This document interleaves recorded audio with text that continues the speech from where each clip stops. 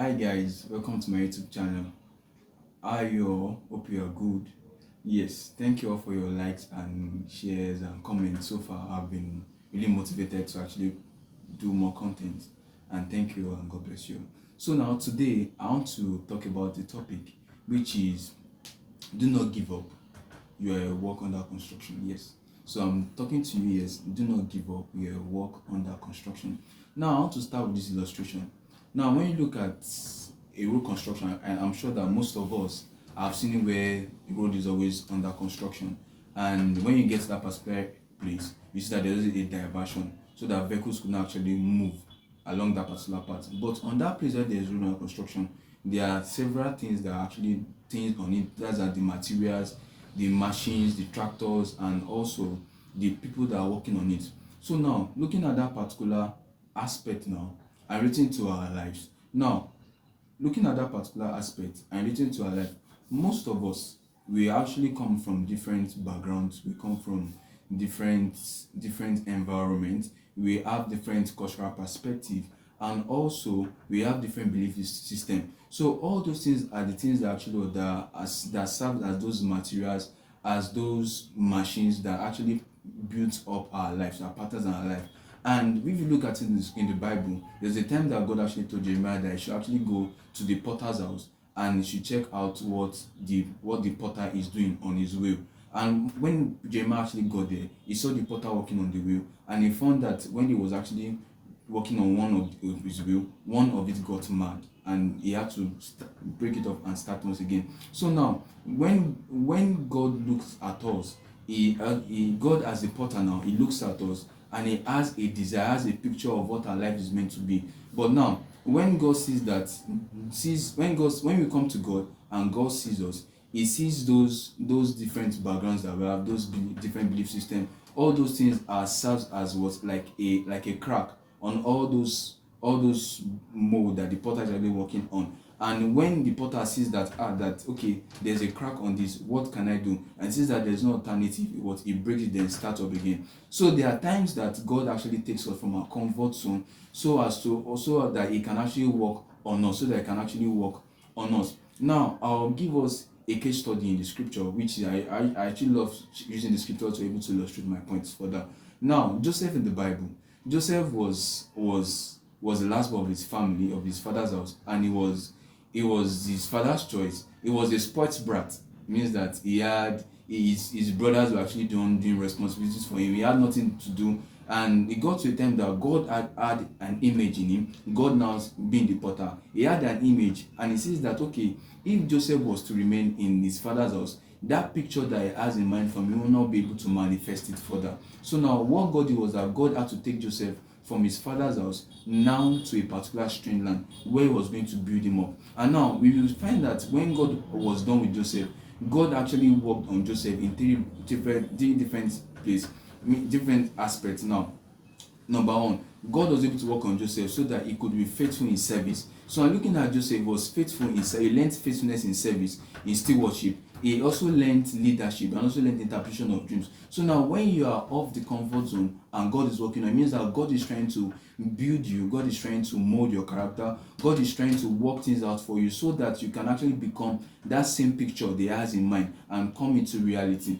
And also looking at the life of Moses too in the Bible too. Moses was the son of a king, that's Pharaoh, and he had so much privileges, and it got to a time that he already knew that okay, he has a sense of purpose, which is number one, but not in the way that God actually wanted him to actually carry it out. That was why he actually went to go and kill the Egyptians when they were actually fighting with the Egyptians that were actually fighting with the Hebrew men. Now, when God saw that okay, that Moses is not actually working in pattern with this, God had to take him out. God had to introduce that circumstances to him, and it was that circumstance that actually led him to flee from Egypt to the Midianites. And that in that process, he used what he spent 40 years. He spent 40 years. So now, through that process where God took him from his comfort zone, in that process of him spending 40 years, he was able to relate with the sheep because God was trying to become a shepherd. So now you can try to see that God was trying to raise him as a shepherd. That's where God actually taught him meekness. So now when God takes out of comfort zone, it means that God is trying to put something in you. God taught Moses meekness, and he taught him how to actually lead people. And you can see that when his 40 years period was over, God now said, okay, now Moses has already manifested the real desire that I have of my heart. So now one thing that we must know is that first of all, we need to be patient when we're actually working with God. Now let me try to set example. Let me try to use the same illustration I used earlier on in my introductory place. Now, I said that we as human beings are actually a work under construction. Now, when a government of a particular land actually wants to construct a road, they actually they send proposals out, and different contractors come to bid for that particular contract. Now, when it's time for them to actually to allocate that contract to a particular contractor, the person who comes to what it comes to tender its own bill. Now, looking at that particular aspect in our lives, there are two major entities that are trying to seek our life contract. So life itself is like a contract. So now two major entities coming, not God will not just come and just say, my son, I want you to give my life.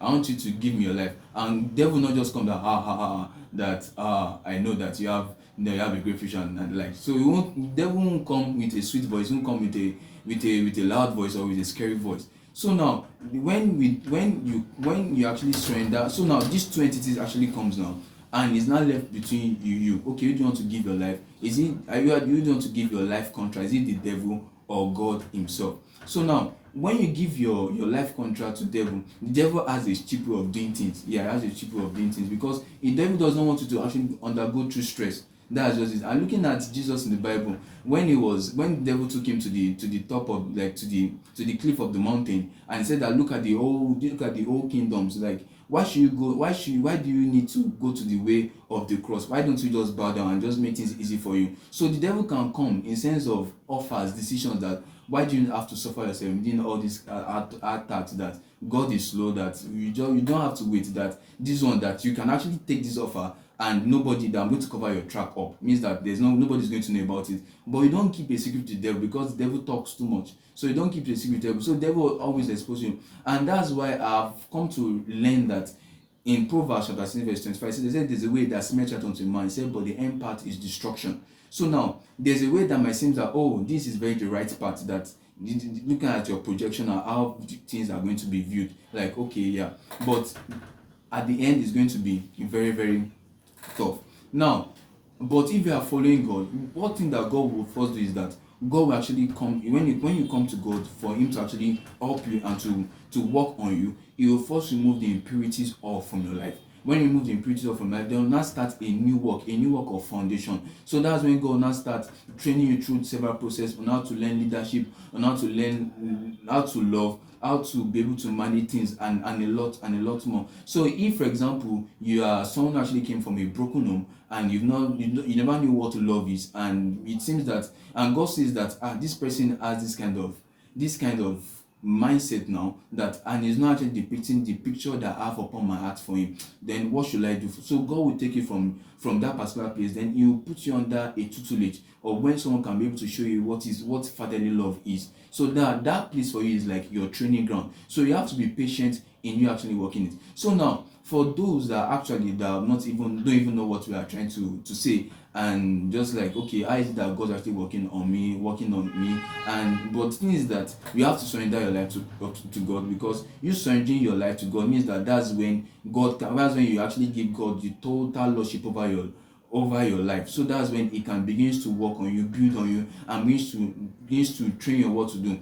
And there's a place in scripture in that 2 Corinthians chapter 6 now, verse 14. It was saying that he said you should come out from among them. He was saying that what does light has to do with darkness, and God was making some comparison. He said he wants you to come out so that he can become a father unto you, and so that you can become a son and a daughter. So God actually wants a loving and a daughter relationship with you. So he wants you to come under his tutelage so that it can build you up. So I would love to end up with this. So if things are not actually working out well the way you actually want it to be, know that you are actually undergoing the process, and they're actually becoming God's masterpiece. So everyone is actually a God's masterpiece. It means that God is actually molding you for something very spectacular. So I want you to know that that you should be patient with God and don't run from what God actually taking you to, those steps that He's taking you to. Know that it might take a while, but the vision will always speak. So I want you to be patient, and thank you all very much.